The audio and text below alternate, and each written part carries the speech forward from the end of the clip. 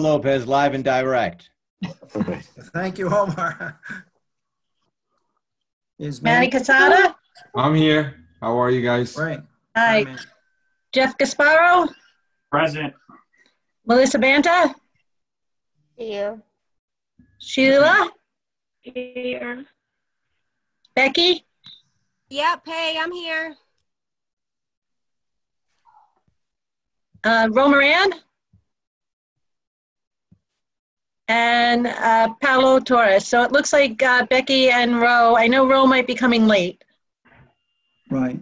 Yeah, Becky's here. Becky was Oh, here. Becky is here. Okay, I'm sorry. Okay, Yeah. then all we're missing is Ro, and Paolo I know is not coming, and Ro is tentative. So we're good to go. Great. Oh, terrific. Okay. Well, maybe we'll just go back to the first slide then, Simon. Yeah, and just this, you're all here. So seeing you've been able to get into Zoom. We just wanted to mention to everybody that because this is our first committee meeting, there'll be a lot of public outreach and a lot of opportunities for the public to participate. But this meeting, as our first committee meeting, is really, we hope, will be a basic committee meeting in which you participate as committee members, and then the public can watch this, and we'll have recordings of this. And we set up a website, Austining Comp Plan. So if you want to check back online as this process goes on, you'll be able to do that. So I think the next slide, Simon. I just want to add one Sure. thing here. I just want to thank everyone for sort of bearing with us. These are obviously strange circumstances to be holding a committee meeting, but we think this format is going to be effective. Hopefully, we don't have to do this for very long, but we'll work out the kinks. We'll start getting your input. And we'll be flexible on the way to make sure that this is a productive process. But thank you all for working with us, and hopefully these continue to be smooth as we go forward. Yeah, so far so good. Okay. What we hope tonight. And our biggest hope was that this would work and get up and running, and we're very happy with that. But what we're hoping is that maybe go from 7 to 9. I think our part of this we can finish, we can get through in an hour and a half. We want to have an interactive discussion with you, and you can see at the end of this item 6, we've got a whole discussion on key issues and goals and objectives where we're hoping to get input from all of the committee members. But what we're hope to do is just a round of introductions first, and then I'll go through a project schedule. Simon's going to go through sort of a basics of comprehensive planning. Some of you are probably very familiar with because of your past involvement in auditing affairs, but I think it's good to go through. And then we've got a potential outline of the plan to discuss with you. And then I think probably almost most importantly here, we've got several slides on community engagement, which and ways to do that and undertake that. And we think that's going to be a very important part of this process. And then item 6, you can see just opening it up for key issues, goals and objectives, and a discussion. So with that, Simon, maybe we can go to the next slide. We thought what would be good is if each of you might just mention, introduce yourselves and just mention a little bit about your involvement in auditing. So people get to know, I know you know each other, but we get to know each other. Omar, do you want to start? I'd be happy to. Good evening, folks. Omar Lopez, Austining Village trustee. This is my first term as a public official of any kind, and I'm really excited to be here with you all today and to give you the 90-second headlines about my involvement. So I lived in Austining for a little over 3 years. My wife and I moved here from Harlem. I'm originally from Brooklyn.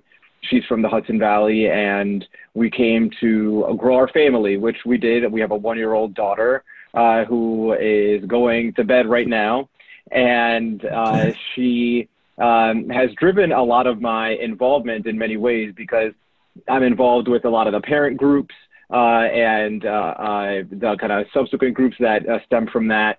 And I have gotten involved with a lot of the local political groups as well. So the last thing that I'll say is to make a plug. I have a podcast that is in its 5th week.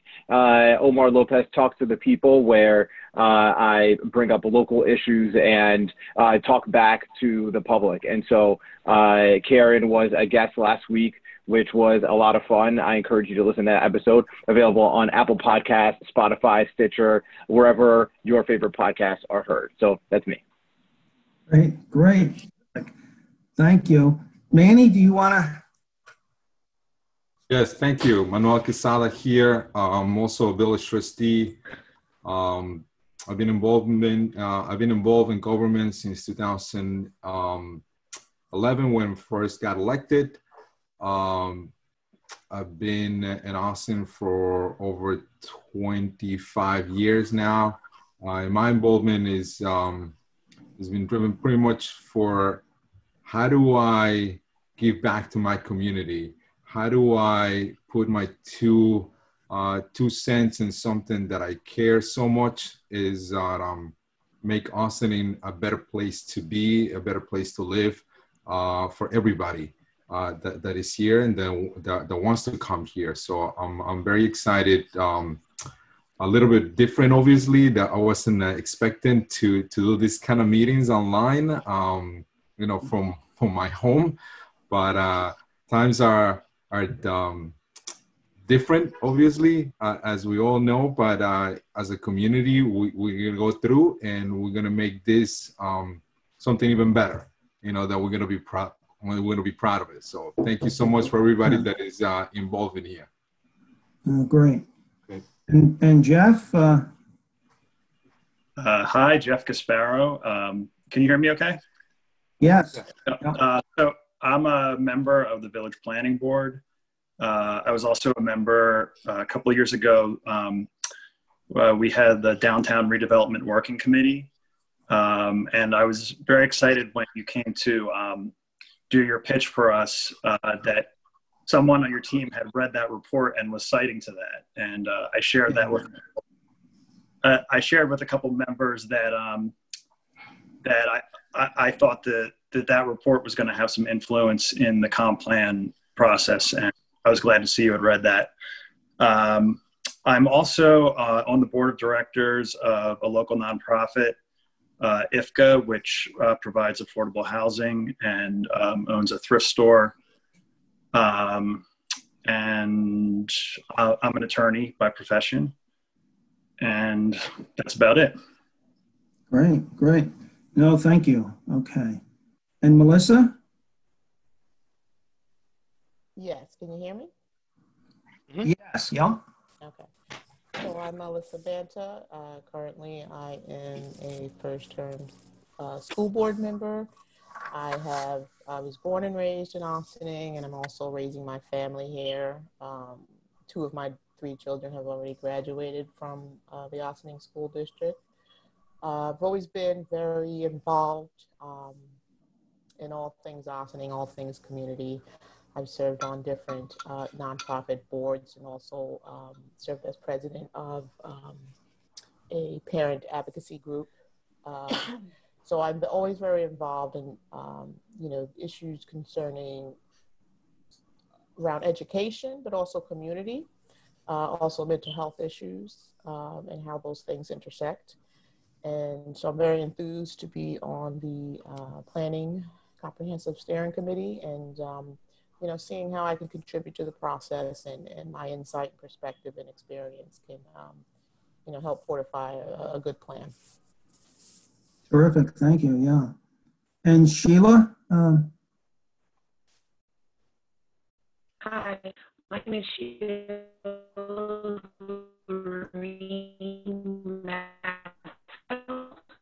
and I'm a community leader here in Austin. I've been involved with everything that affects community. Housing issues,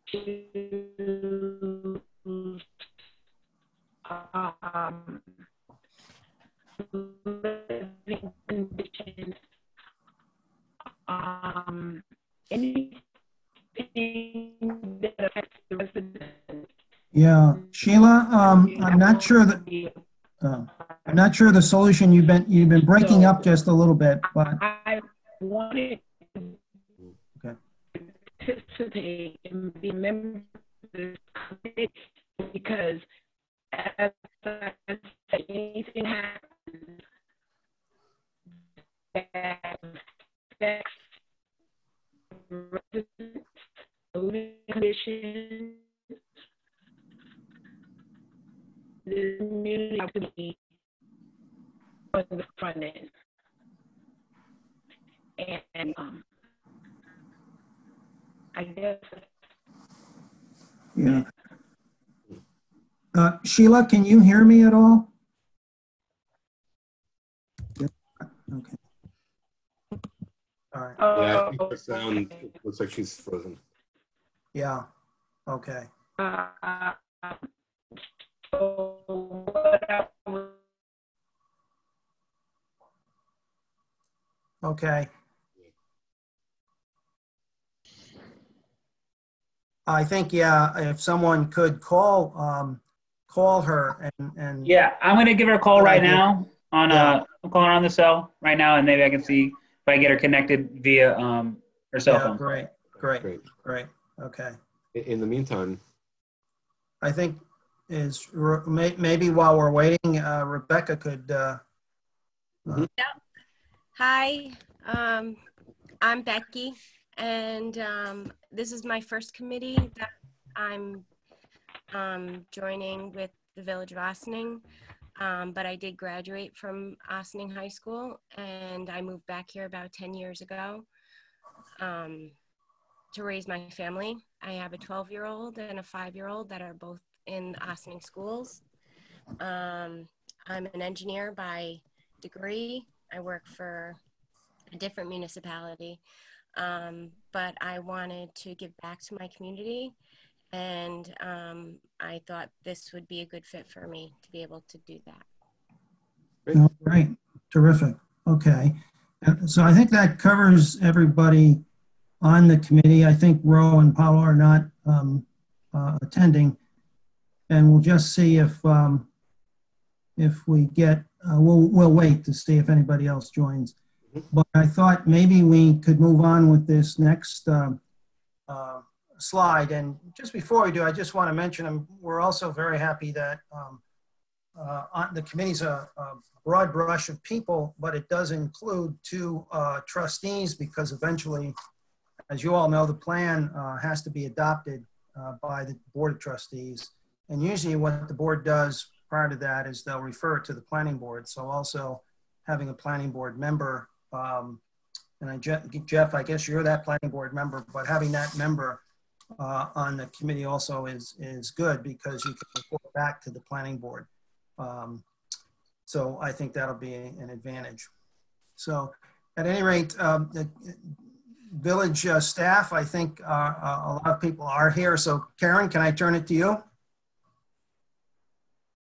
Yes, hi, thank you. As you know, Karen DeTore, village manager. I've been working with this committee for some time while we waited to get a planner and consultant. So very glad that you are here. I'm sorry that we're starting this virtually, but we're very, very excited to start this process. And I can't tell you how glad we are to be embarking on this on time, despite all these different things that have been happening. So thank you very much. Yeah. And Jaime, you're the new village planner, so you might want to fill people in on your Jaime, you're muted. Yeah, Jaime, Jaime, you're on mute. unmute yourself. Yeah, I'm sorry. I'm getting used to this. Yep, whole system. perfect. All right. I apologize. So first, I just want to say hello to everybody that I haven't gotten a chance to meet in person. This is quite an event, I believe, for all of us. And so it's especially interesting for me to start a brand new job and not really to get to see people face to face. So I want to say thank you to all of the board members who are here today to take time out of this really kind of crucially important process. For those of you who are a little familiar with comp plans, or those of you who aren't familiar with comp plans, this document looks to be the most consequential piece of planning that has been done by this city in decades, by this village in decades, right? So we're looking at setting forth a new vision, and that process is huge. And so I want to thank everybody for being here. Just a little bit about myself. I've been in planning. I got actually my first planning class was in 2004 with Frank Fish right here. I took his class at NYU many, many years ago. And I've spent my entire career in Westchester County, whether that was with Westchester County, working in the city of Mount Vernon, or working at the Yonkers downtown bid, where I most recently left to take the position here. So at some point, I'd love to sit down with all of you and have a broader discussion, but that's a little bit about my background. So again, thank you for being here today. Right, great. And Jamie, do you want to, is Jamie here? Yeah, I'm here. Oh, great. I'm Jamie Kane. I've been with the Village Planning Department for 4 years. I'm not from Ossining, but I've really learned a lot about what a close-knit community it is over the time that I've been working here. I've never been involved in a comp plan, so I think it'll be interesting to see what goes on with this. Oh, great, okay. And is the Assistant Village Manager on? I think you are, Maddie. Yep, I'm here. Hi, everybody. Great. Yep. I'm Maddie. I have been with the Village of Ossining for about 2.5 months, but I was born and raised in the Village of Ossining, still live here now. And before that, I worked for the town of Ossining, so right up the stairs for about 8.5 years. I did have the chance to work on the town's comprehensive plan updates, which were basically a couple changes to the environmental codes. So I'm really excited to be part of the process to dig into something a little bit deeper with the village. So excited to get to work with all of you. Thanks, Maddie. And I'm not sure if Stuart's on or not. I am, Frank. Oh, great. Terrific. Thank you, Stuart.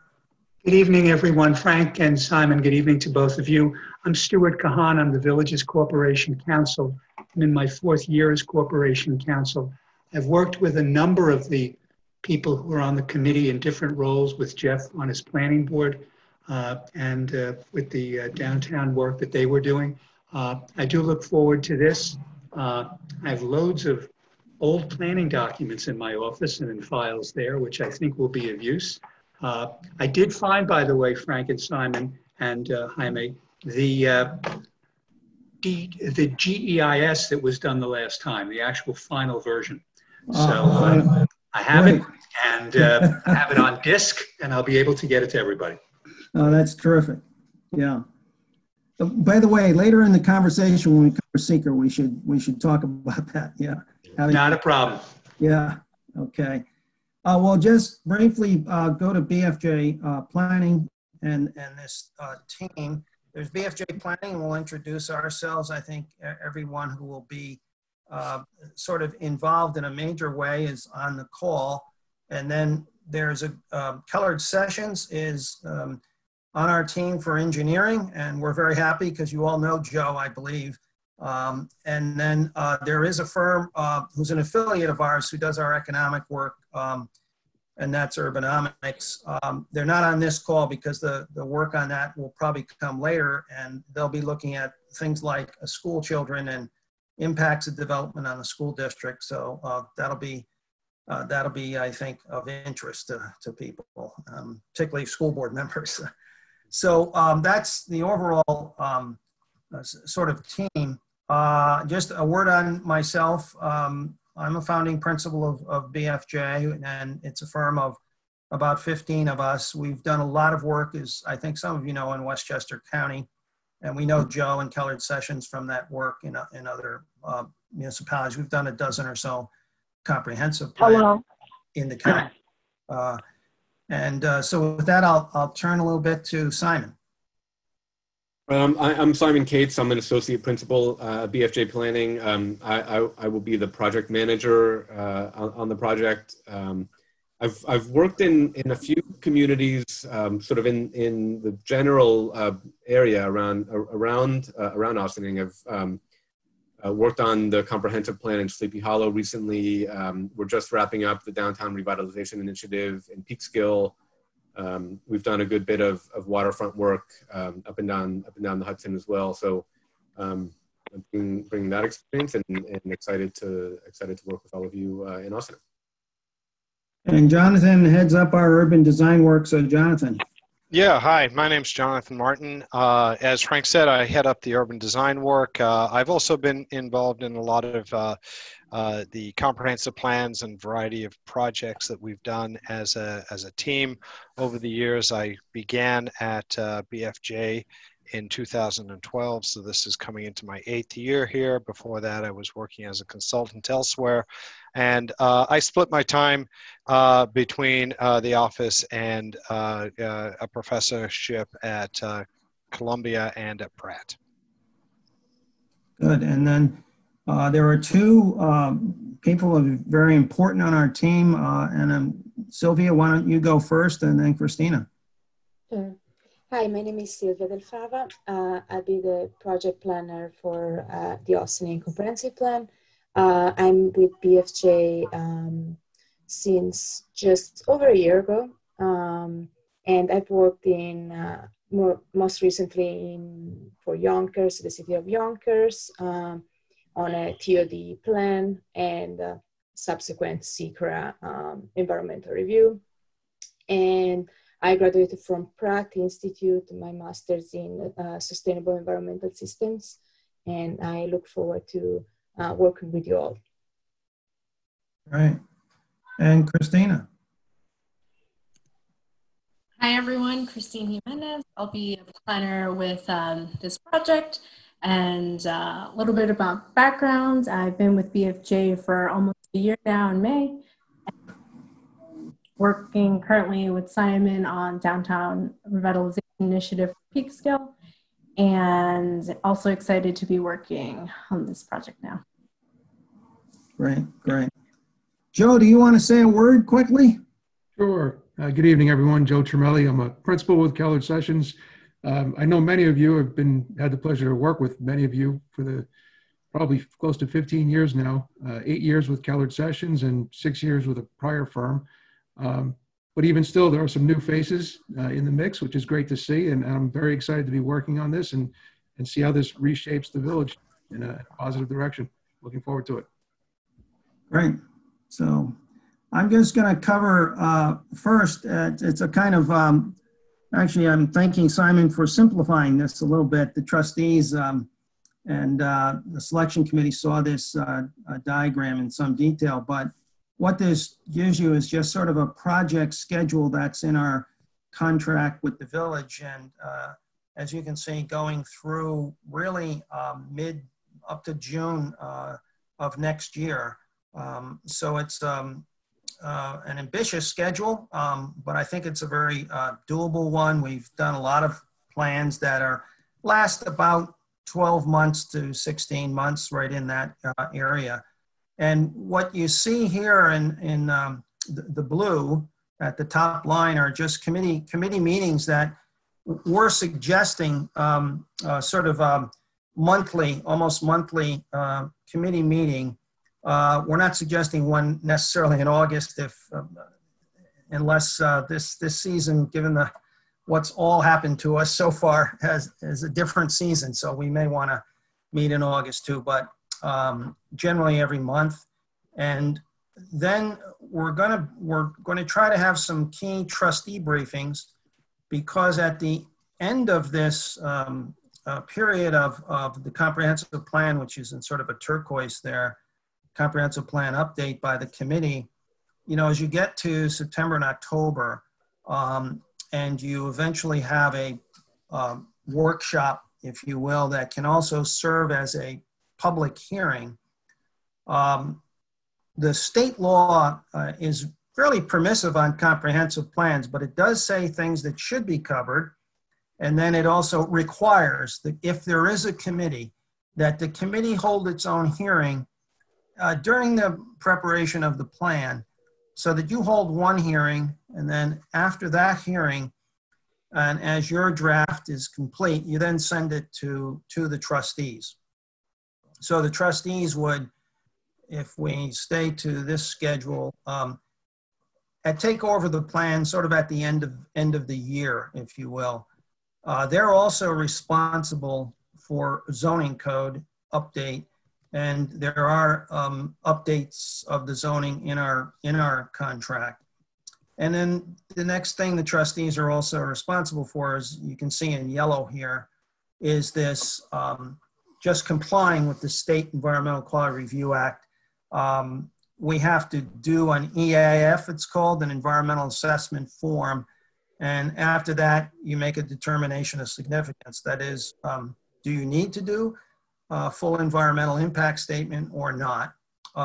Here this would be an assumption we've made just based on discussions with Karen, Jaime, and others, but this would have to be verified eventually by the Board of Trustees.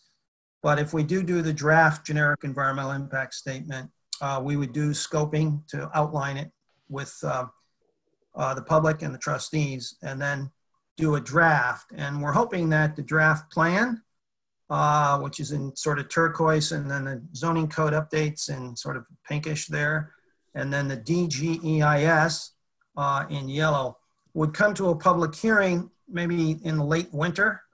We're thinking February. This is all dependent, of course, on things being able to work online, and eventually we get out of some of this coronavirus era. But they would hold a public hearing. And then as a result of the hearing then, we would do a final plan based on comments and revisions from the trustees, any final zoning code update. And then by law, there's a final environmental impact statement which answers comments on the environment. And that also includes and concludes with something called findings. So overall, I think it'll bring us through June 2021. In this process, and we're gonna devote 4 or 5 slides to this. We would like to go over public outreach. All through this, we're hoping to have a very dynamic public outreach, including surveys, stakeholder meetings, subcommittee and focus groups, a range of online experiences also. So we'll get into, you can see at the very bottom there's an online outreach that is ongoing throughout the process. So I should ask here, any questions on general schedule, or is this fairly clear? The schedule is clear. This is Omar, but I am curious to know whether this is the place to have the discussion, or later on is the place to have the discussion about how to amend this given COVID-19. I think, Omar, why don't you, just mention it now. Yeah, I think it would be on the schedule. Okay, that's helpful. So my biggest concern is that the first workshop we're aiming for May, and I think that is ambitious for a likelihood of when we would be able to get folks in person together. I think that if we were to double or even triple the number of workshops and have many of the additional workshops be online or whatever, then I think that we can start to get closer to keeping this timeline. But with the given number of workshops starting in May and only holding 4, I don't think that will be sufficient, because it probably won't be until, nobody really knows, but my guess would be the late summer, early fall, until you can get any kind of size-level group together. And even that is likely ambitious. And so I think that one of the conversations we need to have is what are the different paths that we could take? Is there a path where we would go basically fully online for the public discussion? Is there a path where we would do a combination, or is there a path where we would do some amount of it now but really wait until we can get in person to do it? My sense is that it comes down to us defining what is the minimum number of people that we would need to speak with to feel like we got a representative sample, who would be demographically made up of that number for us to feel like we got a representative sample, and what amount of time are we giving ourselves to collect that information. Yeah. I think that when we had the discussions in the fall of last year with PACE, looking at all the different groups and businesses and opportunities to engage folks, many of them were in person, as well they should be. And there are many populations that are analog first, whether it's the religious communities or some of the Spanish-speaking communities. They have some online presences, but it isn't as unified as, let's say, some of the parent communities that tend to be really plugged in to digital conversations in a really centralized way. So I think that there are some contingencies to consider. Those would be some of the initial questions that I would be asking myself in order to feel comfortable about the schedule. Right. We've got, maybe what we can do is we've got about 4 or 5 slides, as I mentioned earlier, on outreach, a little bit just later in this presentation. And I think first I want to say we're flexible as to schedule and approaches.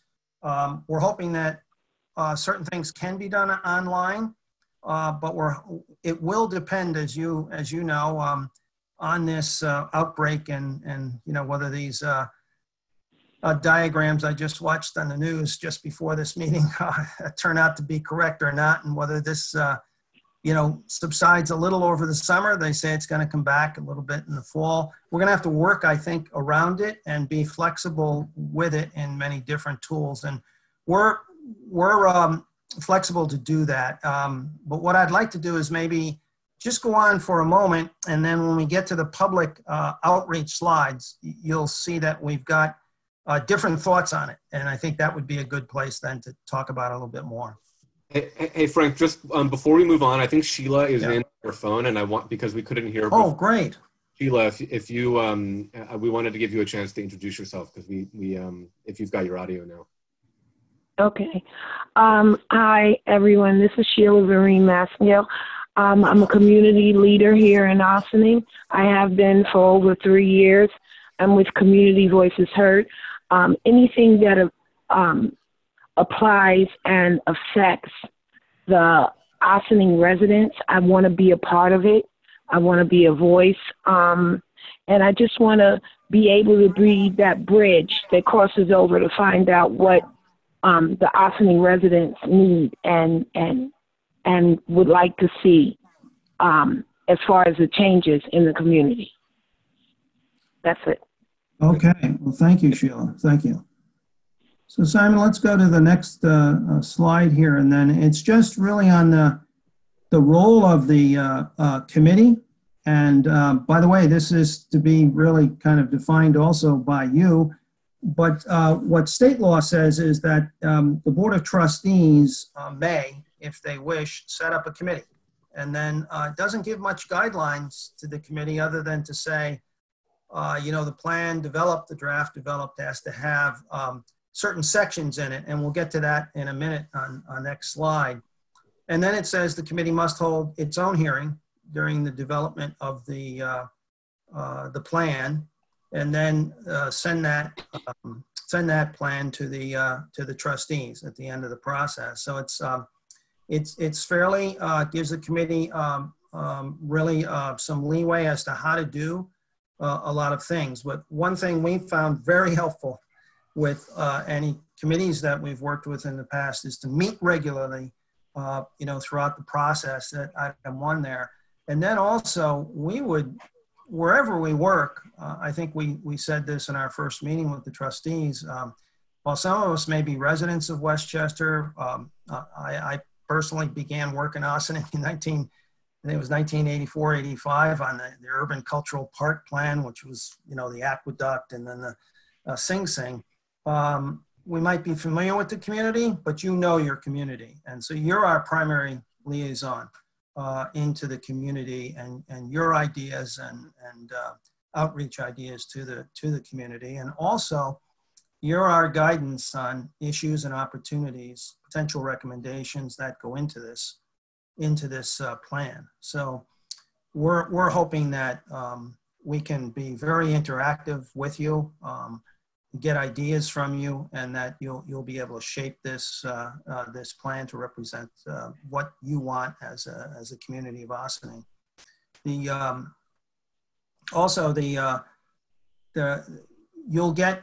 You'll hear a lot of comments on the draft deliverables. I think you'll be able to go through those with us. You'll also, when you hear public comments, I think you'll be able to be a judge of those comments also, and the best read of those comments. You'll see in the later slides, we're hoping that we can get the word out on public events throughout the process, a wide range of those events, and that you would, all of your contacts and organizations you're with, you'll be able to help us on that.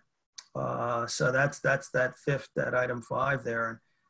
Then after the draft's complete, the plan does get, as I mentioned, transferred to the Board of Trustees. They may, after they get it, I have found in most, because state law suggests this, that the trustees also would send it to the planning board for any recommendations the planning board has. And then the trustees would be, under state law, only the trustees can adopt the plan or adopt or modify zoning. And the trustees have to be the lead agency because they have the power to approve it. It's under the State Environmental Quality Review Act. That's that SEQR there. And on that, we expect that there may very well be a generic environmental impact statement on that. So finally, also communication. I just wanted to mention communication a little bit. We sometimes in other communities, or historically, we get calls that are from the public or calls from individual board members.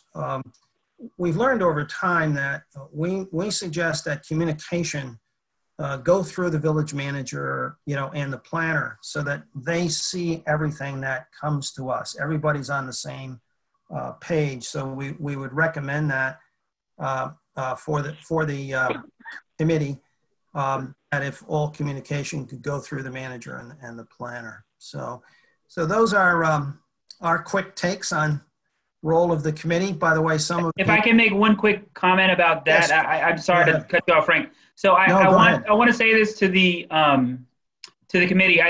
When he says that communication with the consultant should go through the village manager and the planner, it doesn't mean that members of the community aren't going to come to you as individuals on the steering committee and present, comments to you. I think what that essentially means is you can still take those comments, but make sure you feed those comments back to the planner or back to the village manager so we can make sure it gets incorporated to the report, rather than just telling the individual who comes to talk to you about stuff to just, oh, here's the contact information for the consultant, reach directly out to them. So allowing us to function as a mediary for the comments to get to the consultant, rather than putting the person on the street directly in contact with BFJ. Yeah, and that applies also for us. Just so you know, if the press calls us, and they oftentimes do during this process, we would ask them to first touch base with the village manager and the planner. If the manager were to direct us, hey, we'd like you to get into this question, we'll do that. But the last thing we want is for let's say the mayor to read a quote from us in the local paper and nobody knew anything about it. So our tendency is to ask everybody to just go through the village, and then the village knows everything we're doing. So I just ask at the end here if there are any questions on the role of the committee.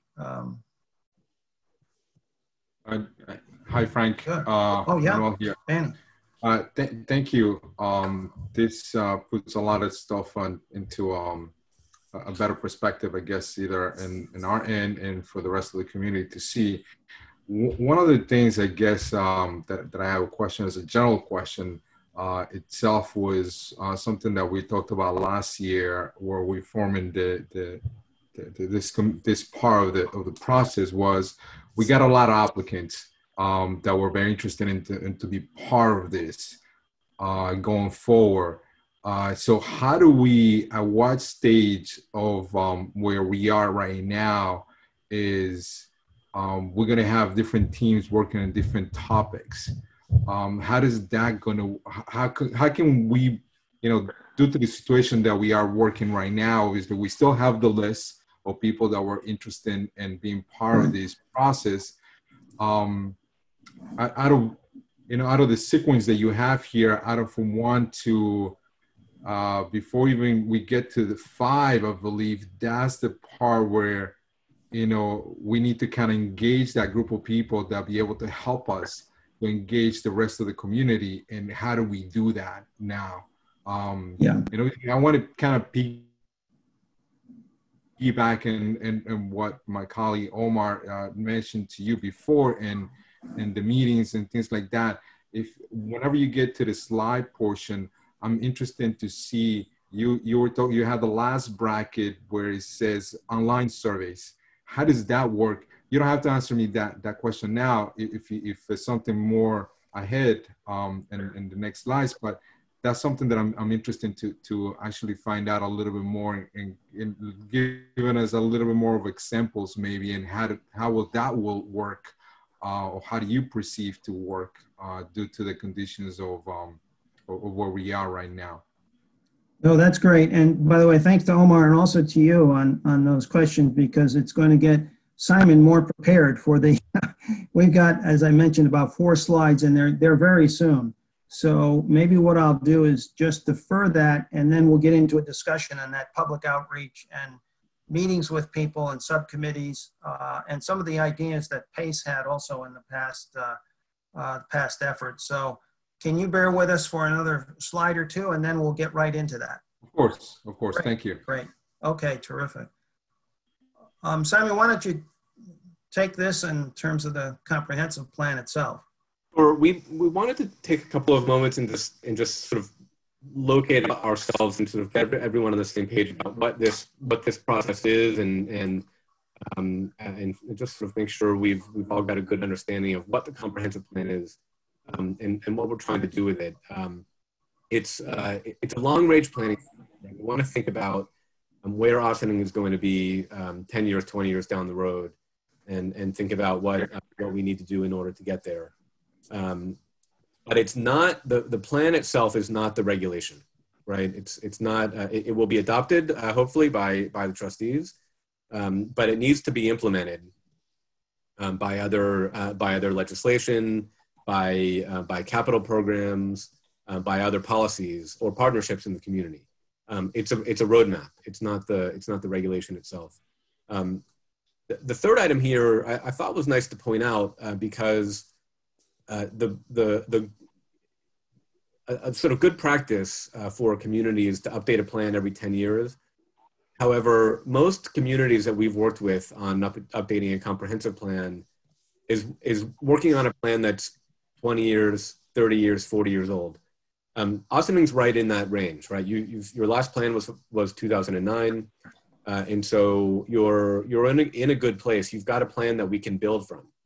A plan that's 40 years old, there's not a lot that we can take from that and sort of mold into a new plan. We're in a great position with Ossining where we can build on a good plan that you've got that's just about 11 years old. The next item here, this has come up a couple of times. I think we tried to emphasize this when we met with the trustees and also when we interviewed with you, but public outreach is critical. We cannot help you plan for your community without hearing from members of the public. So these are strange times. We're going to have to be flexible and figure out a way to do it. throughout social distancing, and we will. But we're going to have to work with all of you to make sure that we are doing that, and that we're not missing anyone in the community because we're because of that flexibility. So that's an important balance for us to strike with you. But of course, there's also a balance between that public input and also data, market analysis, looking at trends, so that we know both what the data is saying and also what the priorities are in the community. So that's an important balance for us to hit when we're working on a comprehensive plan. And I think, Simon, the next slide, basically, you can go through zoning and comp plan. Yeah. So a next question that we often get is, how does this relate to the zoning? Because we're doing an update of the comprehensive plan, but we're also looking at potential changes to your zoning code, and they are linked in the sense that zoning has to follow from, this is by New York State law, from a well-considered plan, a well-reasoned plan, or a comprehensive plan. But the important thing to note is that the zoning follows from the comprehensive plan, not vice versa, right? You want to do the planning first so that your zoning emerges from that. Now, it makes a lot of sense to work on these two in parallel, right? Because we can be more efficient as your planners. You don't get ideas that get into a plan that then, 3, 4, 5 years down the road, when you go to implement your zoning, priorities start to change, or people forget what you were really after. So it makes a lot of sense to do them as part of a unified process. But the planning is kind of step one, and then the details of the zoning are what come in step two. So that's the relationship between those two items. And then for the next one here, this is kind of our series of what is the comprehensive plan, is on SEQR. Frank, I think I'll turn it to you to. Yeah, the SEQR, just again, it's required by state law, the State Environmental Quality Review Act. And as you probably know, some of you may have been on other boards, or like the planning board, when an agency is taking an action, such as the trustees, most actions that they'll be taking, such as the adoption of a plan, does require them to go through and comply with the State Environmental Quality Review Act. They have to determine, eventually the trustees will determine whether or not the adoption of the plan has a significant adverse impact on the environment. Those are the key words in SEQR. Some communities have determined that their plan does not have an adverse impact on the environment, and it has beneficial ones. And if that's the case, you can make what's called a negative declaration, and that ends the process.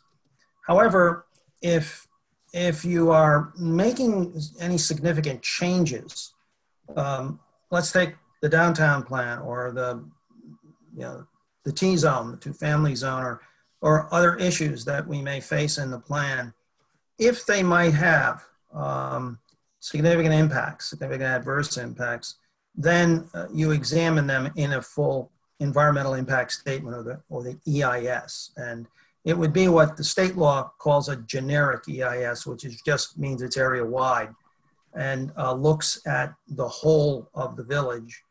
And we're hoping that if we do that, then the generic could cover both the plan and any zoning updates. So that's basically the New York State SEQR. Eventually, the trustees need to make a determination on significance, and that we hope they'll be able to do relatively, soon. So that's the concept there. So I think the next slide. Well, before we jump, are there any questions on that sequence? Yeah. What is the comprehensive plan? The relationship between the plan and zoning, and SEQR? Before we go on. Yeah. Everyone's good. Good. All right. I mean, I just want to check my understanding. So the idea is that we have the comprehensive plan, we have what it is that we're planning to do, and then there's this environmental piece that we're looking at. What is the environmental impact of what we're planning to do? And that's where this piece comes in. Is that right? Yes, that's right. That's right. Okay, great. Yeah. I'm Yeah. clear. So SEQR, you know, you're analyzing the impact of an action. So the action could be development of a building, or adoption of zoning, adoption of a planning document like a comprehensive plan. So you're evaluating what the impacts are of that action. Okay, good. Simon, you might, and then what wanted to do here just before going to some other issues on public outreach is the potential plan outline itself. We do think that you have a good basis in your 2009 plan in terms of it covered, we think, a lot of the really components of the state law, and it organized things, we thought, pretty well. In our initial take on it and our conversations with the village and the trustees, and we've had a couple of just online calls with people like the building inspector, the chair of the ZBA, the chair of the planning board. One of the things that came out was a concern over the T-zone, among others, but a range of zoning issues. And the current plan does not, it has a zoning section, but it's sort of part of the village and regional overview. We've suggested breaking that out, having an actual land use and zoning chapter of the plan. And that's a chapter that's found in most of Westchester County's various plans. So we'd suggest that. And then the other thing on this current plan that you have of 2009, it sort of ended with cultural historic resources. It did not, in our view, this is just our own view, we usually like to have a plan that has some conclusion, sort of an action agenda of things that you think are critical to do for the village in the future. And then, you know, what are the ways to implement that action agenda? So that's why your current plan has 8 chapters. We've added 2. We were suggesting keeping the format of the current plan. We think it's a good plan, but that if we had a 10-chapter plan, we could slightly improve it and we could get a conclusion to it that would be useful, we hope would be useful to the trustees and other implementing, you know, agencies. So this was our overall thought on the plan outline. Not brand new. You have that great advantage of having a plan that we think was pretty well done. We'd like to find out from you where it may be lacking in some things, but overall we felt its coverage, for instance, the idea of covering the waterfront as a chapter, as we were going around the village with the manager and with the planner, we just, again, the waterfront is an important part of the village. Having seen your past efforts on downtown and economic development, we thought that should stay in the plan. And of course, transportation and parking. And by the way, we've constantly heard about parking so far also. So the existing plan has a section. We thought that can be updated. And it might have an emphasis that you might give it in terms of that chapter. We also would like to get into, throughout these chapters, but particularly in infrastructure, the idea of sustainability, which is I think more and more important today. So we're also very happy that Joe is on our team in terms of utilities, water and sewer. He knows the village well and be very involved in this chapter. And then the current plan has a chapter on housing, and we just are kind of naming this housing and neighborhood preservation, getting into both housing issues, both affordable housing and market rate, and also the idea of neighborhood context, neighborhood preservation, and getting data on your different neighborhoods. And then updating your cultural and historic resources section.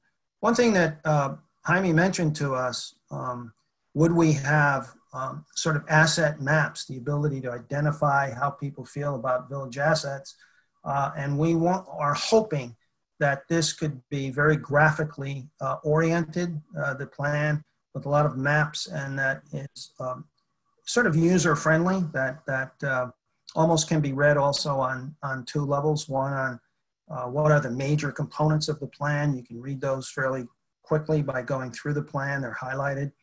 But also, for those who want greater depth, there's also details in the script of the plan. So that's the overall potential outline of it right now. It's obviously something we, as we go on, we'll discuss, and we're open to ideas on it. But we think you have a good, as Simon said, having a plan that's at least fairly recent, 10 years or so, it's a good base to work with. So Simon, I think the next slides, yes, go into, so Omar and Manny, your questions, this is a place where maybe as Simon goes through these 3 or 4 slides, we can stop and go into this question about outreach. Yeah, so the first item here is really just recognizing that we're, we are in a different type of sort of era for doing a planning study. We want to make sure that we're doing outreach, and we need to make sure that the outreach that we're doing is reaching people. So we have a couple of tools that we'll talk about in a slide or two. And I think what we're interested in hearing from you all is, we didn't want to presuppose, can we replace a workshop, or is it about, starting with something online, and if we get to a point in a period of months where we can do more in person, we circle back to workshops, or is it that if you all feel comfortable with a set of tools and we can work with community organizations and get people involved using online tools, and maybe we can lean more heavily on those. We don't know what the answer is just yet. I think there's still a little bit of uncertainty about that, but we want to talk through what some of those ideas are. I think it makes it all the more important that as a starting point, sort of kicking off from tonight, we get some of these community organizations sort of involved, so that they're allies. We can work through groups that are on the ground, that already have networks in the community, so that we're not trying to build those contacts from scratch. I think a lot of groups are probably trying to do a lot of the same things right now. How can we reach our members or our constituents, or whatever the case is? And so if different groups are finding their own ways into the community, again, we want to lean on that so that we're not trying to reinvent the wheel. I think that's going to be, this first item here is going to be a theme throughout all of our discussions about public outreach, and trying to figure out what the best ways are to do that. The second item here is something that we often do with a comprehensive plan, is have calls or meetings with individual stakeholders. Frank mentioned a couple before. We had some calls last week with the chair of the ZBA, the planning board, building inspector. We'll talk with other folks in the community, other village staff, department heads, and so on, to make sure that we're getting a good sense of the issues. The next one, outreach to the Latino community. Our experience, again, this goes back to what I was saying a moment ago, is that we need to bring community groups into the process as early as possible, so that we're not trying to reach out in ways that are working against ourselves. And so a lot of these community partners were identified by the PACE outreach study from last summer, last fall. So we can build off of that, but we also want to work with all of you. Just one example of a reason that's important is because me cold calling somebody who doesn't know who I am is not always going to be as effective as someone in the community who the leader of an organization, of a faith group, has worked with and knows. So we want that's sort of one of our ideas about the committee being our liaison into the community. We need to use you as a way to make sure that we're hearing from everyone. The next thought here is we'll often try to give a plan and a planning process of sort of a brand or a name. And we wanted to run through a little bit of a process with all of you about what that might be.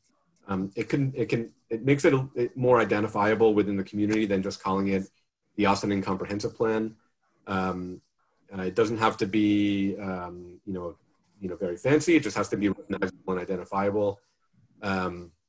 We thought we could talk about this now if you all have some ideas, but we also wanted to give you all some time to think about it.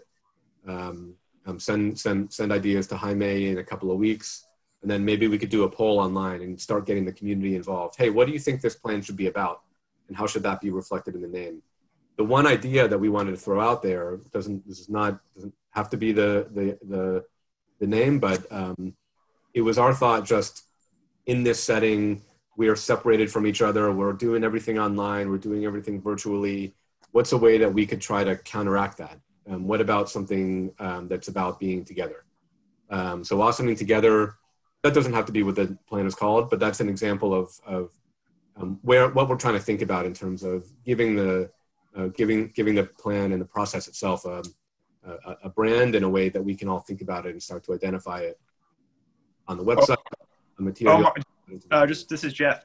Omar, didn't you float a name at one point at one of our earlier meetings? And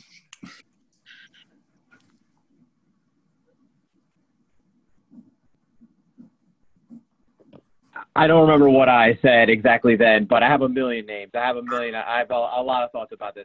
I don't want to go too deep into the rabbit hole here, but the basic thing is, I don't want to get too cute. So Ossining Together to me is, it's a fine, I don't mean any disrespect. It's a beautiful name. But to me is, the whole thing that you're trying to account for is that people don't know what this is. So something like, that's straightforward. It could work actually. Something like the Ossining Strategic Plan, or Ossining 2030, or a vision for our village, or Ossining Tomorrow, or Ossining's Future, or planning for Ossining's, or something like that. I can go on for a long time, as you can see. But those are the beginnings of kind of where my mind is going, something that would be straightforward to people who don't know what this is. Yeah, so if I could kind of jump in real fast, I do want to mention that, when making a decision about the name of this plan, you have to understand this process is going to take longer than a year. There's going to be a lot of money, a lot of time invested in making sure that this is as good as possible.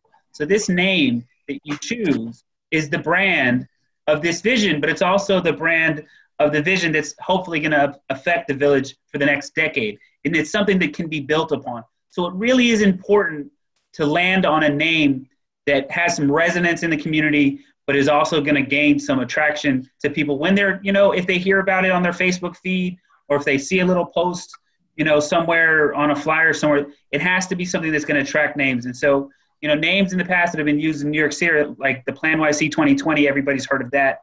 And you mentioned that, Omar, about, 2030 for Village of Ossining. Westchester County piggybacked off of that, did Westchester 2025. That's a name also. I don't know, as a person from the outside, I don't know what the right name is, but I know that the board members that are here, the steering committee members that are here, do have a great name. And if we can build off of that great name, then hopefully it can lead also to a better plan, because you're going to get broader engagement through having the right name. I can't express how important it is to get something really good and really strong. And we share that, which is why we wanted to just open the discussion tonight. You don't have to, we're not asking anybody to decide anything, but it seems like, Omar, you listed about 3 or 4 ones that, as Jaime just said, have been, they're good names. Ossining Tomorrow, Ossining 2030, all of those things. We thought anyway, in discussing this earlier today, that maybe as you have ideas, if you could share them with Jaime. We were hoping to, I think, Jaime, you had mentioned this date of April 14th, maybe, to get some preliminary ideas. Yeah, so I think that in my experience in working in the past in the bid, we have, in the bid, we've created the Pride Festival, the Yonkers Pride Festival, which is the largest LGBTQ festival in Westchester County. And so what they learned early on in that process, working with that group, was that the theme was something that was important and connected to the community. So the second year, they came up with like 3 top names, and they took that out to a public poll. And there wasn't a ton of engagement in that, but that public poll and that internal discussion ended up yielding a name that was really good and really catchy, and people were able to build off of that. So the idea here is to take whatever the 3 best names that the group thinks are the 3 best names and take that to a public poll. And then we can all, as individual steering committee members, to sort of push it out to our own networks and say, hey, what do you think our plan should be titled? And then built off of that engagement, we can pick a name. And that sort of kicks off the engagement process for us in creating the plan. And it also hopefully yields a better name. This is Jeff again. I don't know if there's more slides or more in the presentation on community engagement. But so if there is, you could stop me. But I wanted to— There are, but Jeff, go ahead. Yeah.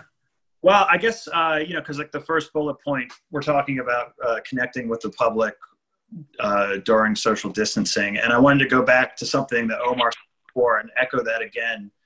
It's that, one of my concerns is that like we want to have 5 community public meetings. And if we sort of make those virtual, that when we're all done, we said, oh, we held 5 meetings and we can check that off our list.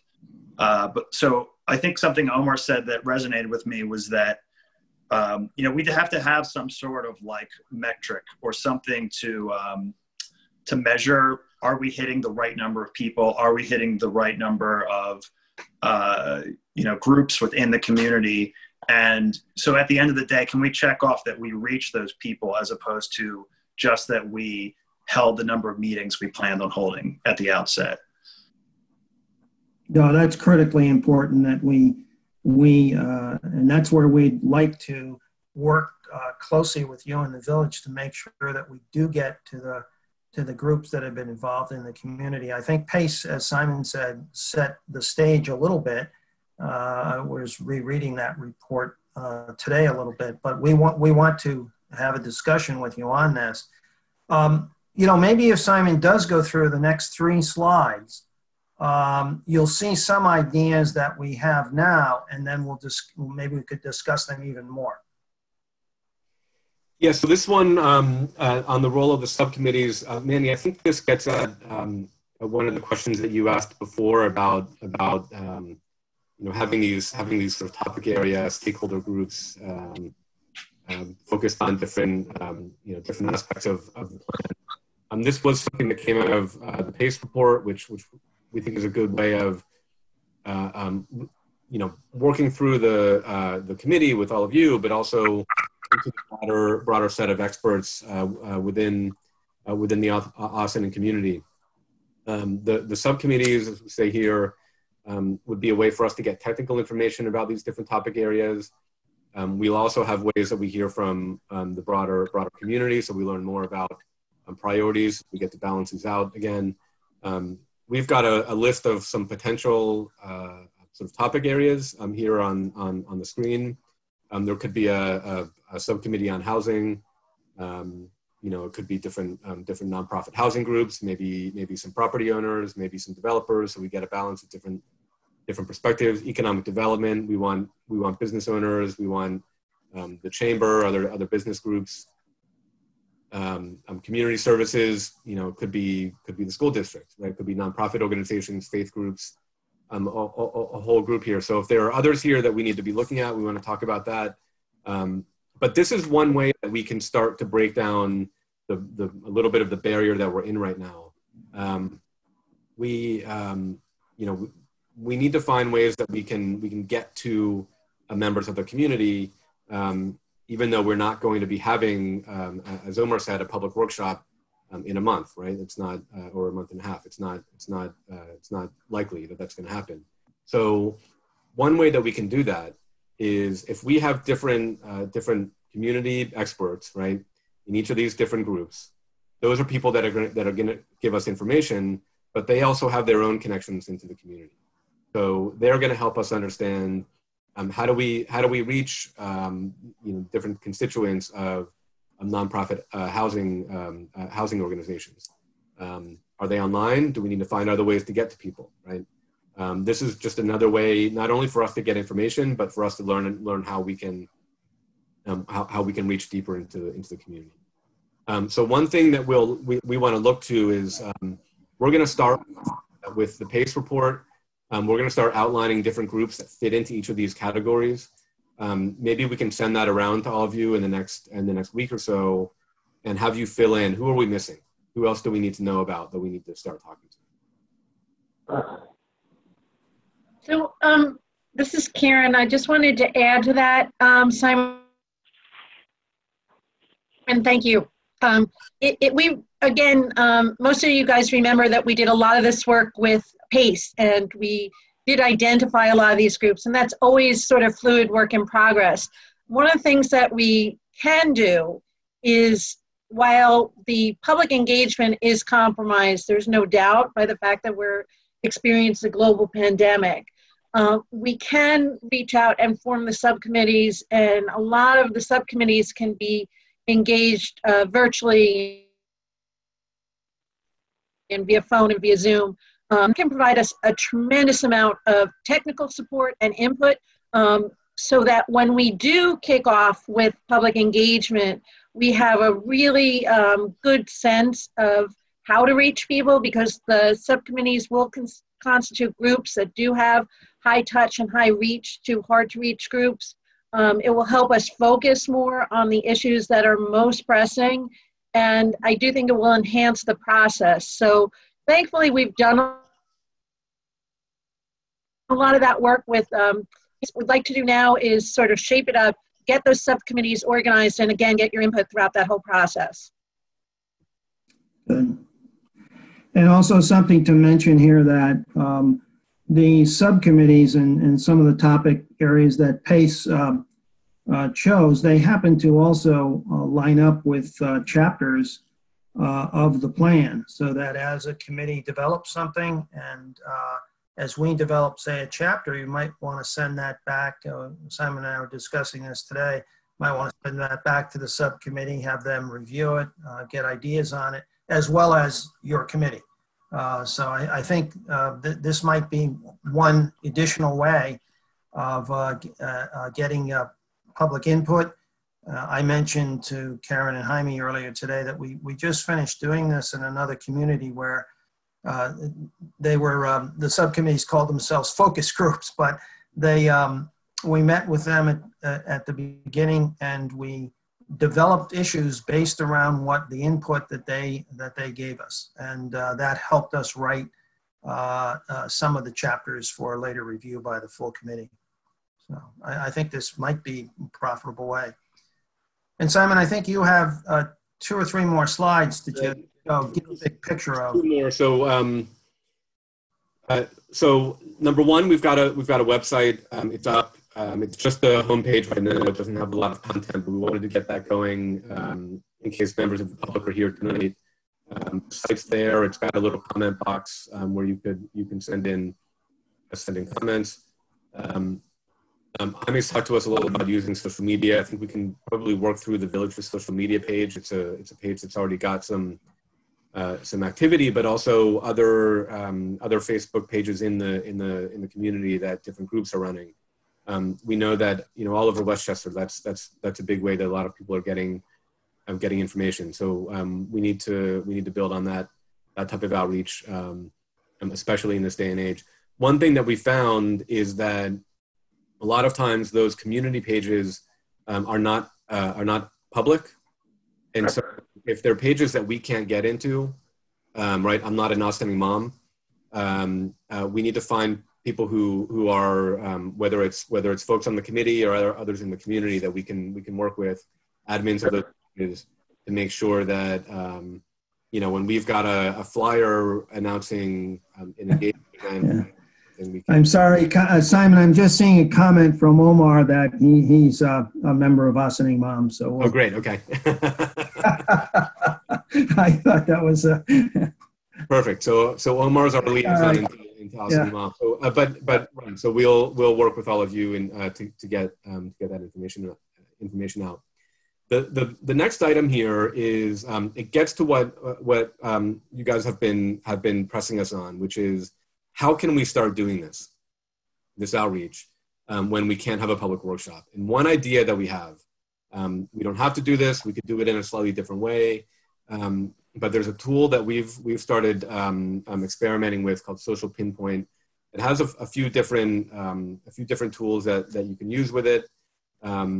But it has, I'm going to jump to the next slide. I'll come back to talk about the last items here. But it has this tool on the left here called an ideas wall. It's like being at a public workshop and having a Post-it note. And you write your idea on the Post-it note and you stick it on the poster. But it's on a website. And in a moment here, we can have different categories. That's what these icons are up here. They've got different colors. Each of these little comment boxes is in a different category. We can enable a thumbs up for a like and a thumbs down for a dislike, or we can disable that if we don't want to do that. But we thought this ideas wall might be something that we could start doing sort of relatively soon as part of a visioning process. We would often do something like this at a public workshop, sort of an open house type of public workshop, give people sticky notes, what's your vision for the Austining Comprehensive Plan? And maybe this is a way that we can start getting some information. Now, going back to what I was saying a little bit before, does this replace a workshop? Is it robust enough for that? Maybe it is, maybe it's not. I don't think that we as the consultant know that yet. But even if it's not, right? Even if we get to a point in the summer, in the fall, whenever we can see each other face to face, and maybe we still do all of these in-person public workshops, it's a way for us to start hearing from the community now. And so one idea that we had, I'm going to jump back to the previous slide right here, is that maybe we can kick off this tool, this ideas wall tool, with a sort of live session. Maybe it's on Zoom, maybe it's some other tool where people can, maybe it's on Facebook Live, where we can demo it, we can show how it works, try to encourage people to start interacting with it at that point in time. But it doesn't only have to be open for a couple of hours. We can leave this open for a month, for 3 months, for the entire time of the planning process. So that's one idea. Another idea for maybe a little bit later on when we're thinking about issues and opportunities is something that's more location-based, more map-based, where you can drop a pin on a map and say, hey, at this intersection, it's unsafe to cross, or this property here would be a good place for a apartment building or whatever, right? This neighborhood needs more streetlights. Is there a way we could demo these products so that we could see like how easy they are to use before we like make a call as to whether that's the route we're going to go? Can we demo them? I could show you some examples from other communities. That might be one way to do it. That's probably the easiest way for me to show you. But I can circle back to you on that and see if there's other ways we could maybe start. Maybe start building something. I don't know if we want to put a lot of time into something if you guys are gonna if you're not gonna like it. So maybe a demo, easiest demo I think would be to look at some examples. What are your thoughts on that, Jeff? Yeah, I guess. All right, so to follow up on, so there's some conversation going on here in the chat, Simon, but one of the, I think that there may not be consensus around whether or not we can do a full digital process. I know Omar has mentioned that's not going to work.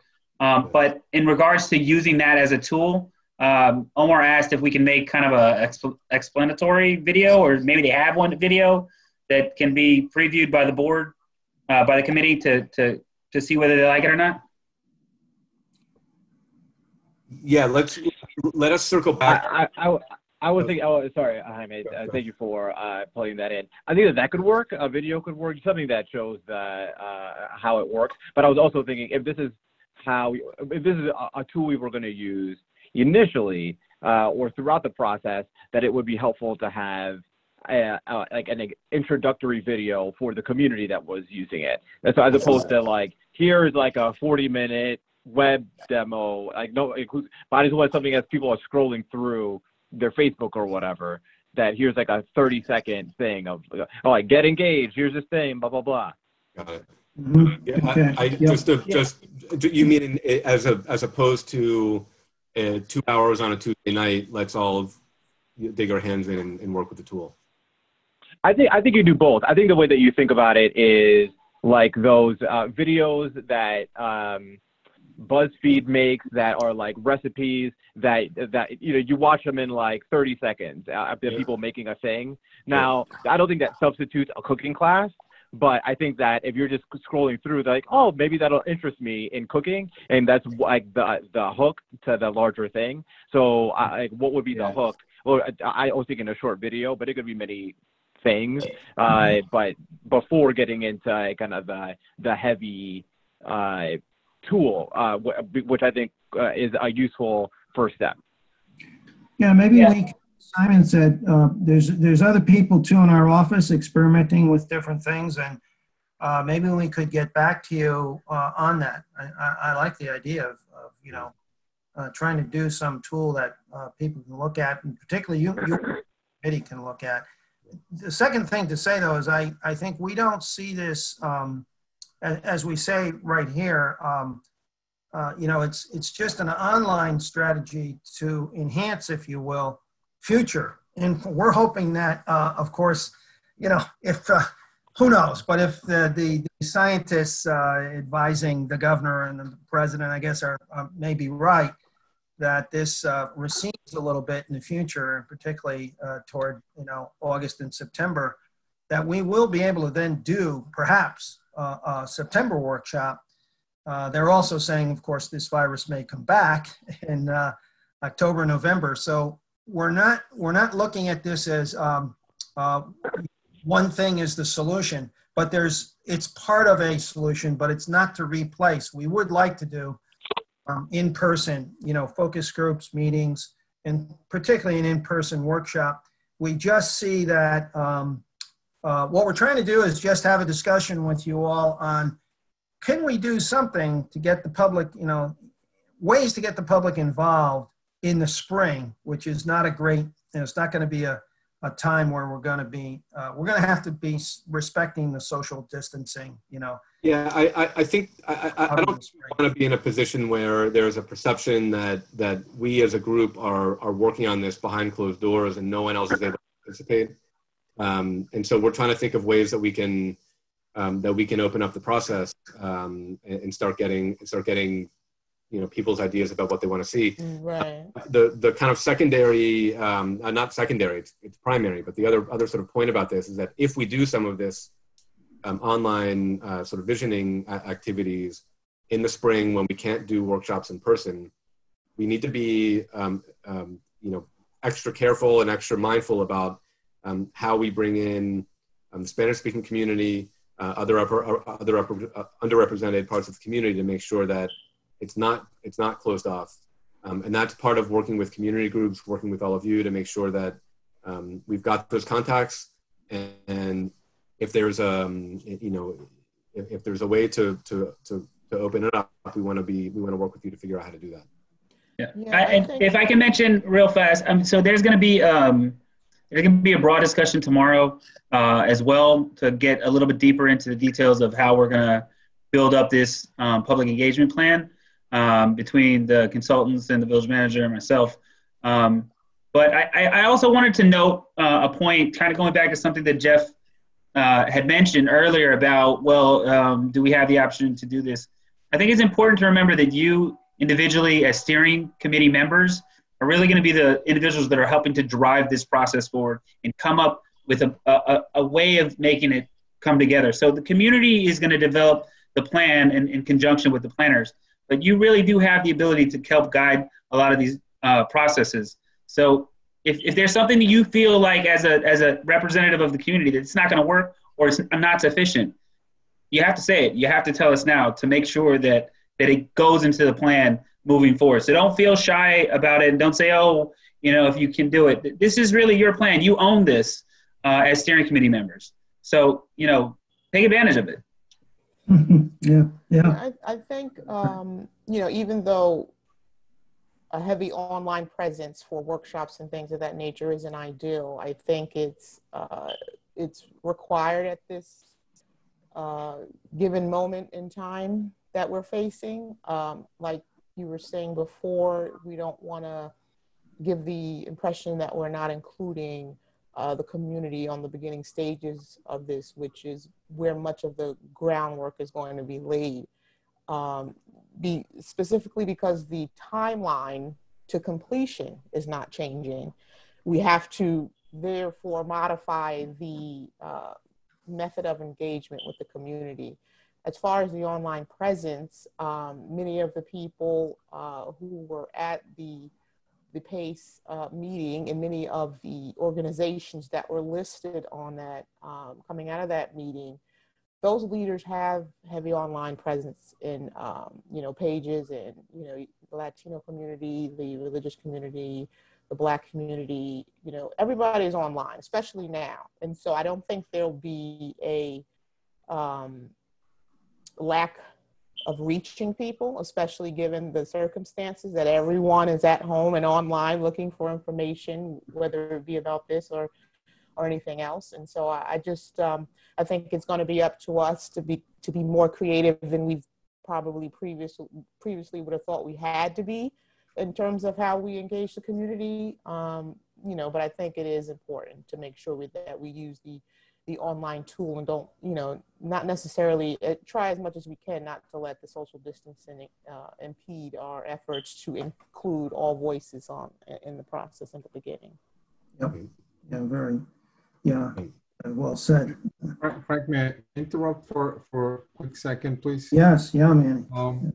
So this is definitely very helpful. I guess one of my requests will be if Simon, would you mind forwarding your presentation as a PDF format to all the members? Maybe we can just, at least for me, you know, visualize this and kind of go over, and if I have additional questions, I can email that. I can actually, I think I can send that to everybody right now since Simon has the full screen. I can send that to everybody, I think via a message or an email. So I'm going to do that right now. Great. I haven't finished, Jamie, but thank you. I appreciate that. The other thing, may I finish? Sorry, Simon. So the other thing is going back to the engagement portions on this, and you say you have already started with a page, a website, and trying to reach out to our community. Is any draft that you have? You guys have been working on it, and if it has, what does the Spanish version look like? Because as you guys know, one of the biggest things that we've been trying to work towards is engaging the Spanish community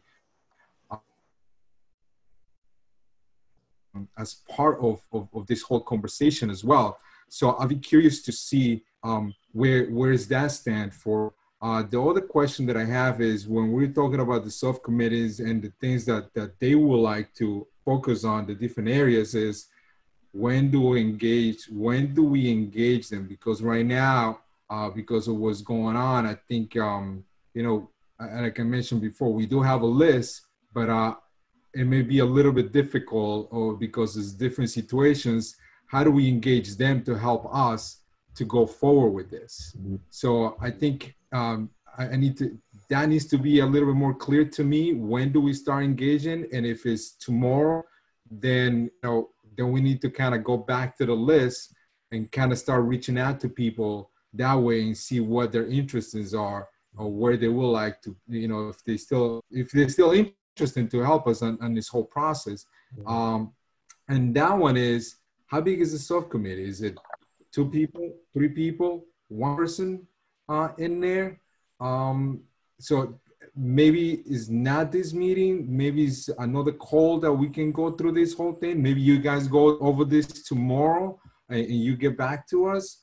The other part that, you know, sometimes what history teaches is how to engage people, and I've been in different scenarios on how to engage different parts of our community, especially when we did the study with Kevin Dorka a couple of years back, and previously before that, our previous comp plan.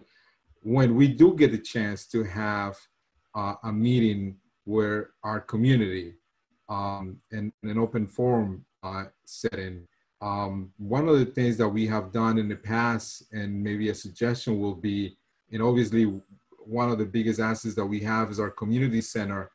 It will be maybe engaging in there, and because of the time frame that we have, and if this gets pushing over, maybe we can target different areas, different groups, and have a one meeting with 3 or 4 different target groups in one day, in one session, so to speak, and try to figure out, I'm just putting out different ideas and how can we engage our community as a whole because of what situation is going on. And I think online would be a helpful tool. But again, if we want to engage the Spanish community, I would like to see what is that we are sending out. Yeah. Manny, I'd just like to, I wrote down a couple of notes as you were speaking, but on the Spanish community, as you know, we'd like to do a good coordinated outreach to them. Things we do, well, you've met Christine on our staff, things we do will be translated into Spanish, but we also want to make a special outreach to that community. And we need to talk about, the best ways to do that. But we that we have that sort of commitment. You raised a couple of issues, like on the size of the subcommittee or a focus group. When you look at what Kevin Dworka, I'm glad you mentioned Kevin because he did a lot of, I thought it was very good work. But one thing he did is he tabulated who attended what meeting. And it gives you a sense of the size of at least his groups that he met with, where I would say generally in the half dozen range to the dozen range, of people, in other words, that he engaged. And then same with PACE. As I look through the PACE material,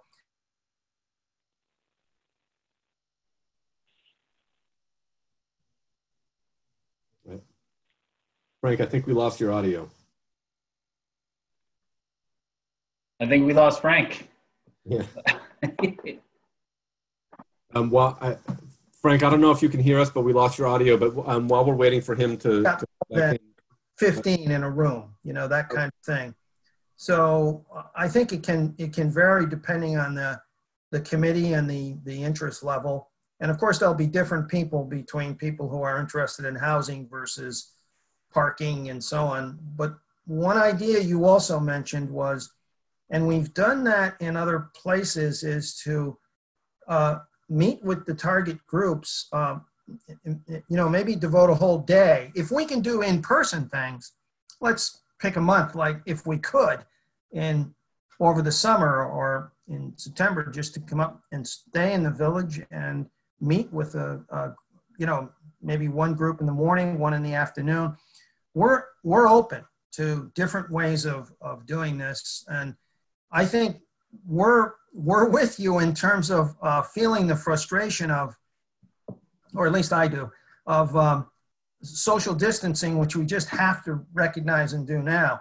But as soon as we can get into meeting in person, if that comes a little bit later, we would of course do that. We want to do that, but we should have to balance the two, I think, with you, with the committee as guidance. If I could add a couple of things, Manny. So number one, the website right now it's basically just a splash page. It's up at austiningcomprehensiveplan.com, but there's not a lot there. Once we build that out and there is multiple tabs to it, we'll have content going up there throughout the process, and the website will be translated into Spanish. The way that we've done it, you can look at our site for Peak Scale DRI right now, peakscaledri.com. There's a drop down at the top of the page where you can pick English or Spanish. So the website will be completely translated in Spanish. These presentations will also be in both English and Spanish, and we can upload them to the website. So not just the committee, but also members of the public after the meeting's over will be able to go and see the presentations that we've given. So I wanted to highlight that. Yeah, certainly that would be great. You know, my question relates a little more even like in social media. Let's say if and I'm members of Moms too, Padres Hispanos, dads here in Austin, and Austin the taxpayers, and you know, some of the online Facebook groups. You know, sometimes it's easy just to get a JPEG of something in there, and especially, you know, it's just to visualize a little bit more. So it's great that we can translate things, but if we have something that, you know, more like a PDF that we can put into a JPEG and we can just put into someone's page and or share that with someone, it'd be easier for them to focus, and then they can go to, obviously, to the links that we have in there. So I think it's, you know, I'm not concerned too much of the translation. I'm more concerned of, you know, how do we sharing that, you know, on social media, you know, because right now, you know, that's the best way for us to communicate with our community, and these days. So that's more like, you know, even, you know, I don't mind, you know, obviously I'm hoping to see more information coming on the comp plan's website, you know, but again, it's, you know, when do we expect to see that? You know, even if it's a brief, just like Omar was saying, you know, video, which I think is a fantastic idea. You know, when do we do that? And if the video is in English, I was hoping that to be also in Spanish as well. Right. In Spanish too. So all those things that, you know, I'm not sure what the time frame is for you guys to, you know, it wasn't part of the list of the dates, target dates that you had up on top. At least I didn't see that. If I missed it, I'm sorry. But you know, when are we going to start filling in those blanks? Yeah, I think we would like to, as Jaime mentioned, we're even having a conversation with he and the manager tomorrow on some of this. But we'd like to start that. We'd like to get it maybe in a organized way that might help us in terms of the chapters of the plan and where they fall, and then meeting with these groups. And that would, you know, we'll have to coordinate that a little bit. We don't have that plan in hand tonight, but we want to work on it and develop that manual. But we'd like to get something so that we can get out there into the community. You know, we're already now really in April. So to get out there in May and June, we'll probably have to do that in some online way, unless, you know, unless something happens that allows us to do some in-person meetings, but in an online way, and then change if things get better, which we all hope they will, you know, in the summer and September, into also actual meetings. So this is our initial, you know, talk through with you all tonight to hear what your concerns are. So we'll have to get into that and get more back to you. That'll be great. Thank you. Yeah. By the way, if I can piggyback, if I could just quickly piggyback on what Manny said. In addition to having the content be translated into different languages like Spanish, I think that having it be compelling in any language is a key element to making all of this successful. In advertisement, as Karen, I'm sure, has heard, there's the sizzle and the steak. A lot of what we're talking about is the steak, which needs to be there. We need good, thorough content to go through. And we need to make this interesting and exciting and dynamic and compelling enough so that someone would want to participate in this as opposed to not or doing something else. So to me, the more that we can think about ways of making this imaginative, whimsical, funny, dynamic, you get where I'm going, as opposed to let's get the information out there. Like if it was, this is how to vote. It's like, okay, it's their civil duty to vote. Fine, let's get the information out there. But I'm thinking more like, rock the vote, or not that rock the vote was ultimately that successful. Young people still don't vote in big numbers. But beyond that, it's the larger idea of how can we make this an interesting project to work on. And I think it starts with what are the elements of the way that this looks, right? Not just the marketing pieces, but the colors we're using, the images we're using, that kind of thing, and then filling in and kind of combining it with the content that we want to get out there as well. So I'm not entirely sure at one point those kinds of conversations start to happen, but my hope is earlier rather than later, so we're not trying to play catch up. Yep.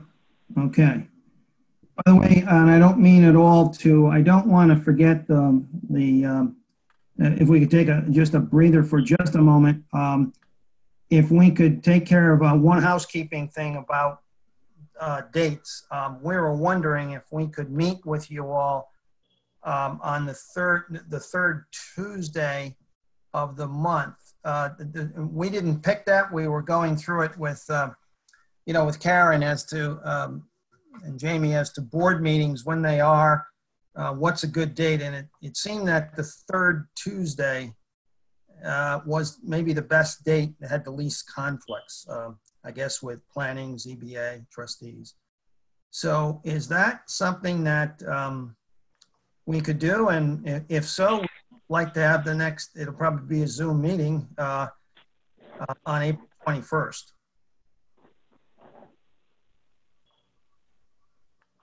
Would that be, is everybody be okay with everybody? We're, Tuesdays work for me. meetings, it's good to plan them out. That's when we were meeting, so it's pretty open for me. Okay. So is that reasonably good for people, April 21st, and then thereafter That's fine. the third Tuesday of the month? Yep. Okay. The more, the more things we can plan out, the sooner we can get, organized and get things to you and get them in place. So, okay, let's plan on that then on April 21. Simon, did you have more things on? I'm not sure. I'm gonna close on one thought, because I already went to the last slide that had those examples of social pinpoint. I'll just close on one thought to follow up on what Omar just said. I would say that these conversations are starting right now, and I think they're going to be ongoing. So it's not that we need to wait to start talking about one particular type of how we're going to reach out into the community. We might not know all the answers by tomorrow, but we want to start working these details out now, so we don't get a couple of months in and we don't know what the strategy is. So I think as Frank and Jaime mentioned, we're going to talk about it with Jaime and Karen again tomorrow. I think this conversation has been very helpful for us to get a sense of what are we going to be able to do, or how can we start talking about this in terms of some of these short-term online solutions, what's going to work, what's not, and hopefully we can come back to you all with a next iteration of thoughts, a little bit more detail, and it's going to be a back and forth so that we can figure out how we can be flexible and how we can be meaningful in terms of the public outreach that we do in the next couple of months. And Simon, maybe you could move, I think it's about 2 slides forward, just our final slide on just some things we've heard. We wanted to just sort of end on this. I know it's 8:45. We're pretty good, because this is our kind of last slide. And this is in no particular, necessarily no particular order of, importance, but obviously we've had a meeting with the trustees. We had a couple of just initial conversations with Karen. We had a site visit, sort of a tour of the village. And we've also had one conversation on zoning issues with your legal counsel, with Stuart, your legal counsel. But some of the things we've heard is just, we put them down here. It's, need to confirm with you, the vision for the future of the downtown and the waterfront. I mean, it's the whole future of the village, but we've heard comments on the importance of downtown and the waterfront, not to exclude other areas, but That was one thing we heard. And there's been a constant we've heard about, and I don't mean to go down a rabbit hole here on any one of these, but the T-zone is something that we have heard about from the building inspector, the chair of the planning board, the chair of the ZBA, and from Stuart. So we'll be taking a look at that. So then there's other issues we've seen about, you know, all along the Hudson River, wherever we've worked. There's also the level of sea level rise. When we were down there on our sort of site visits, we even looked at the Metro North tracks. So it'll be an interesting thing to see how others are going to deal with the floodplain issue, sea level rise, but certainly that's going to be something on the Hudson River.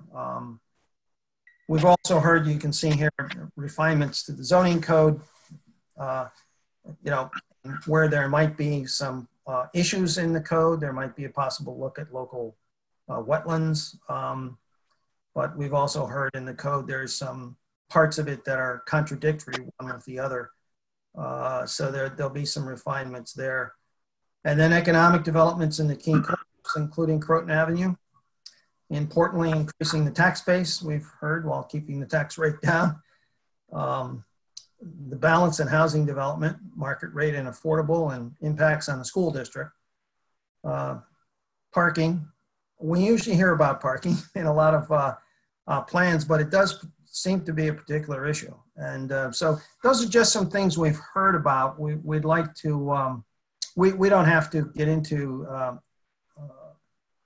all of these now, but we just wanted to list them as at the end of this, and just sort of to stimulate your thinking. You've thought about the village. If you see things here, if you want to add things that you feel are you know, critical issues we should know about as we begin. Can we put in there, or can we be mindful, I guess? We have no choice really to be mindful of the impact that, you know, COVID-19 has had on the community. So I think when we are planning, I think it's, I think we need to make sure that we're bringing our perspective up to speed in terms of what these plans look like now post COVID-19, so to speak. So I think that is a lens that that's like a confounding variable we would have never imagined, and here it is. And so I think it has to be a part of the discussion going forward, because as we all know, it's impacted all of us, some more severe than others. And I think even figuring out a plan for the village and how we deal with things like that in the future, all those variables. And I think it's just a good point to put on our key issues and discussions as we move forward, and how we make sure we're always mindful of the reverberating effects that this is going to have on whatever plans we lay. Yeah, absolutely. Okay. Yeah, I mean, you know, one thing I would, you know, just to kind of echo that, Melissa, I mean, that's super critical. One of the things the other day I was volunteering at the high school where they were handing out laptops to students. And one of the problems that came up were that there were parents that showed up who don't have Wi-Fi in their house, right? And so, you know, 5G is changing things, and stuff is going to get a little bit easier to get access for people who don't necessarily have the infrastructure in their house. But this comprehensive plan has the ability, and really should look at ways of ensuring that you can get internet access to everybody in the district, regardless of the income level that they have. And this is a great place to look at it. And COVID-19 is just kind of highlighting some of those issues that maybe a lot of people weren't thinking about before, in terms of just access to, you know, stuff we take for granted. I take for granted that I have, you know, great internet in my house, but everybody doesn't have that access. We also have to think about economic development. Excuse me. Economic development is going to be different too, and certainly impacted by the situation. Yeah, absolutely. On the T-zone issue, you could add me to the chorus of people raising issues with that zone. But in terms of like, that's an issue. There's issues there. But in terms of goals and objectives, for, possibilities of where do we go from, how do we not just fix the situation in the T-zone? So we could fix sort of the nonconformity issue pretty easily. But maybe what I'm thinking is maybe we should at least, take a look at not just having homogeneous two-family zoning in that zone, but there's portions of that zone that are more thoroughfares. There are portions that are clearly more tucked away. It should remain very residential. But the idea of something more dynamic, so not just like fix the problem and then leave it at that, but maybe we can envision some ways to really enhance that and create, graduated levels of density that emanate outward from downtown and Yep. sort of go in that direction.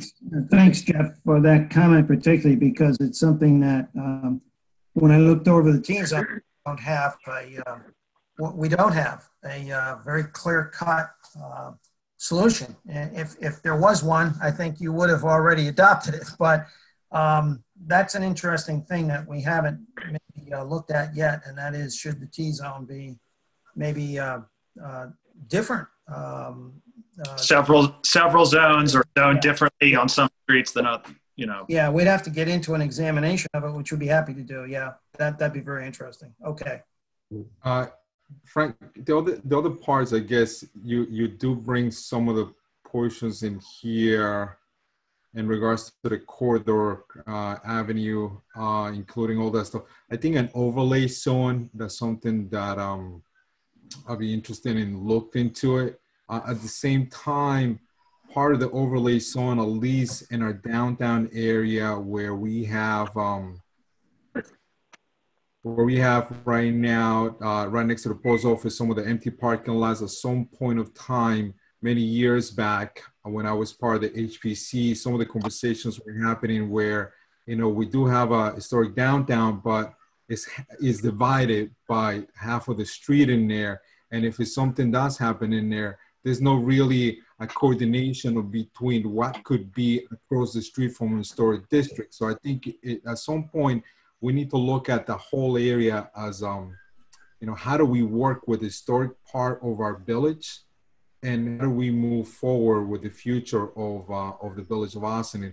And I do echo everybody else on the T-zone, and also I think it's a challenge because there's a lot of non-conforming zones and lots within that area. So I think there's going to be definitely a challenge on how do we address a lot of that we have there right now.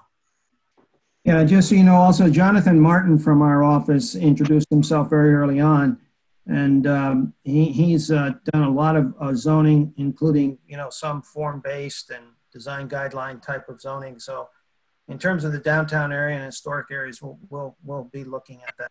We're going to look at it. Thank you. Yeah. Okay. There's one other zone that I think maybe should take a look at is the CDD zone, which is the Conservation Development District. And that's the district that's between Snowden Avenue to Beach Road. And there's been some, to the planning board, there have been some projects that have been proposed and then not followed through there. And I think if you look in the 2009 comp plan, one of the goals of that was to actually have, the name implies the goal, it's to preserve a lot of that open space there. And if you actually look at the type of zoning that's permitted, it's actually, I think, a lot more, it doesn't quite achieve that goal. And I think that like with the same levels of density, changing the setbacks and things like that, we could actually do better at achieving that goal, and have maybe pull some of the development closer to the road, to Snowden or wherever it's being proposed. So to get development that we like, we're not even changing the density, and achieve better environmental protections in that area. one of the other interesting parts about that area is it connects, there's a plan to connect Crawbucky, the trail in Crawbucky Park through to Snowden and create this greenway. So there's sort of like been some long-term planning pieces, and that trail will, I guess, eventually be completed as the CDD district is developed out. Okay. All right, great. All right. Yeah, we'll take a look. And I think on our tour, we did see some of that area, and we'll look into it. Great. Okay. Well, if there's no, Karen, maybe I should turn this back to you or to the chairperson here, but it's about 9 o'clock, and I think we've had a very good discussion. Maybe this a point to wrap up. Or. Thank you. You know, we've covered a lot of ground here, so I will just I just want to add, if anyone else wants to add anything before we close, this would be a good time. I want to ask if anyone is copying down all of Omar's name suggestions, because I think he's thrown about 50 into the chat, and so hopefully somebody. I have, yeah. Oh, you got him, Christine? Okay, great. All right, yeah, I got him. I have one little parting thought. I just wanted to say that, you know, first I want to again thank all of the board members who are here today. As I mentioned at the beginning of this, this process, which is a process that you get to own, you get to take part in, is really going to be the most consequential piece of planning work that has been done in this village in decades. And it's incredibly important to have everybody here at the table be part of that process. So I just want to thank you for taking the time out of your evening to be here and help get this started. Thank you, Jaime. Absolutely, thank you. You guys have been doing this. We started this process this past summer, selected the steering committee, and we've laid a lot of pipe, and we had no way to anticipate that we would be doing this during a global pandemic. Perhaps a silver lining here is what we get out of this is even